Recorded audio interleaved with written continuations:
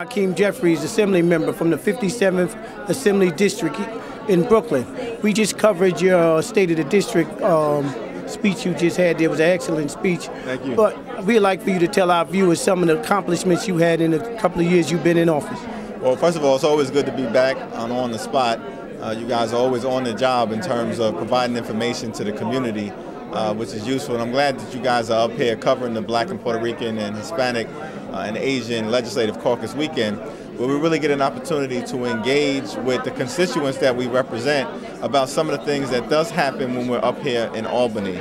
And we've really been trying to deal with issues like creating affordable housing, particularly in gentrifying communities like those in central Brooklyn and Bedford-Stuyvesant, Fort Greene, Clinton Hill.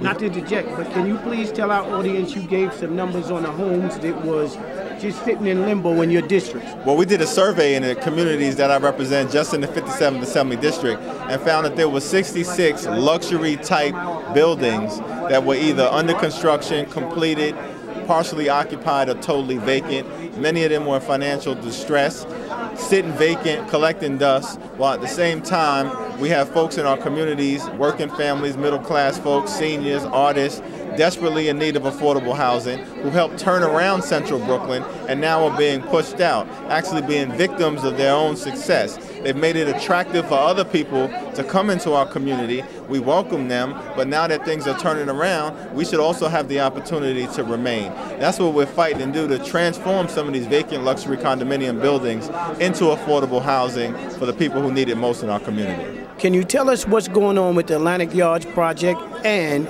for our community to let everybody know why you're against this project? Well, I've always expressed support for the project conceptually, but just want to make sure that as it's implemented, that the promises made by the developers actually translate into real benefits in terms of employment and housing and jobs for our community. When you look at the history of development in the city of New York, a developer will always promise big things, but when you look at the actual results, small things have been delivered. And so my concern with the project is not that we, of course, need the jobs. We, of course, need the construction activity. We, of course, need the affordable housing. But it has to be done in a responsible way and in an accountable way to make sure that the jobs that are actually created, for instance, go to people who are living in our communities. Go to people in Ingersoll and Farragut and Whitman and Marcy and Tompkins. Not the people who live in Westchester and Long Island and Staten Island who are coming in, working on the project, and then disappearing at night, leaving behind dramatic unemployment, particularly amongst black males. And so there's still some positive aspects of the project.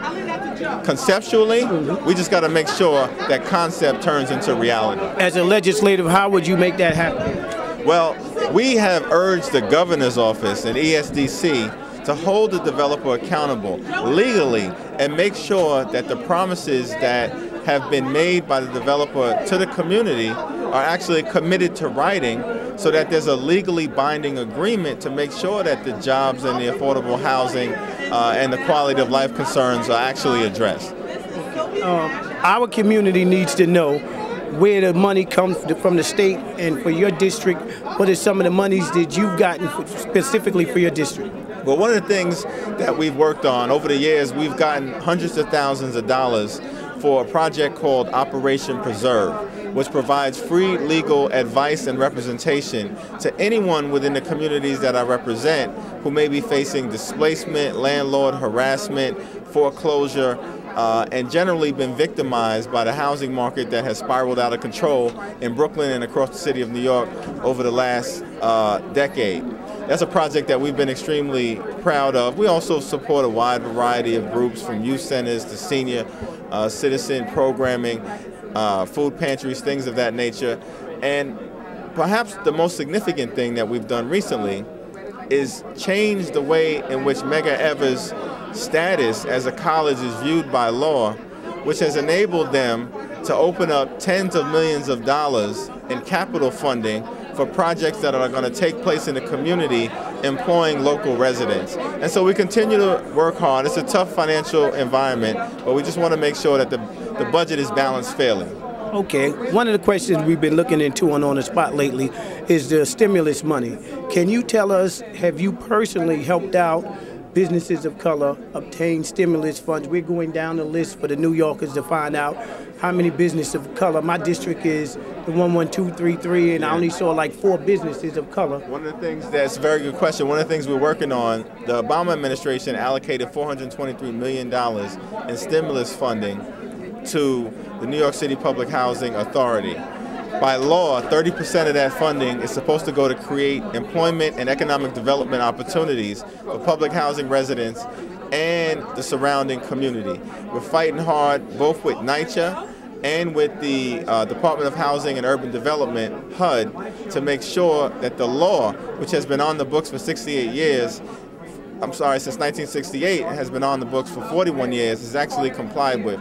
Because it's a very legitimate concern that you raise in your question.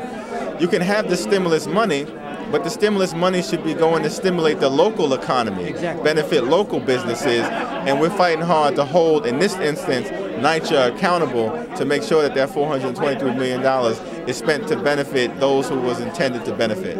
Okay, I'm going to switch it up last but not least. I got one question about the schools and how are your school scores and possible crime or anything going on in your community that people need to know about and be aware of. Well, the bulk of the schools in my district fall within School District 13, which over the years has done extremely well. Very distinguished principals that have been brought into the community or have been laboring in the vineyards of our community, turning around schools like 307 and PS9 and PS11, continue to do extremely well. We have to make sure up in Albany that we don't allow people to balance the budget on the backs of our children. Right now, $1 billion in funding is proposed to be cut from the education budget. Now, I understand that we are in a very difficult financial situation right now in New York State, but our children didn't create this mess. A few crooks on Wall Street did, and we should not be penalizing those who are amongst the most vulnerable in our society, and that's going to be an important fight in this community, and one that I'm sure you'll be covering and on the spot moving forward. Just call me. We're live here at the Crown Hotel, February 13, 2010. Hakeem Jeffries. We'll be back in touch. Hope to see you real soon. Good to see you. Thank you.